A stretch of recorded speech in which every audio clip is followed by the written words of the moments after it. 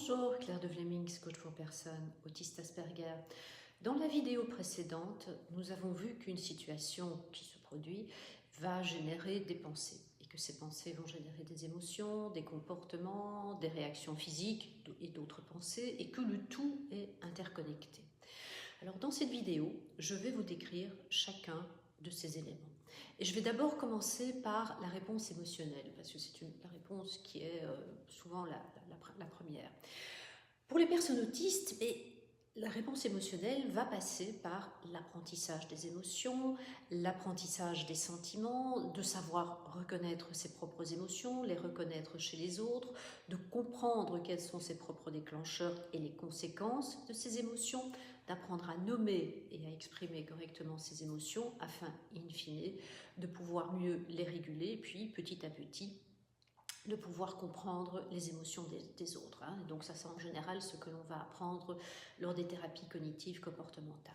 Puis, dans un état de stress et de colère, un autre type de réaction, c'est la réaction physique. Les réactions physiques habituelles sont fuir, se battre, se figer.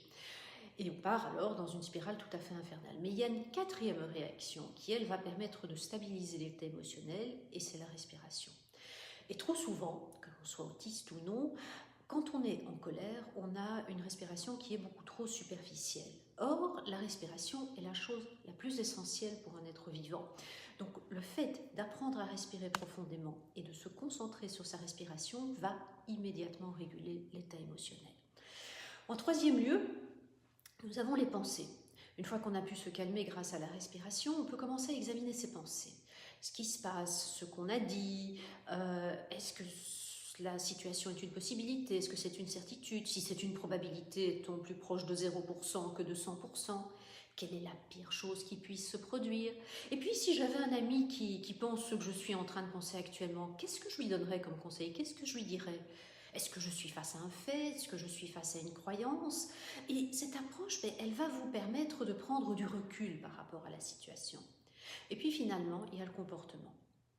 Parce que le problème, en effet, ce n'est pas la situation, mais le problème, c'est la manière dont on réagit à une situation. On n'a pas toujours le choix d'une situation, mais on a toujours le choix de sa réponse.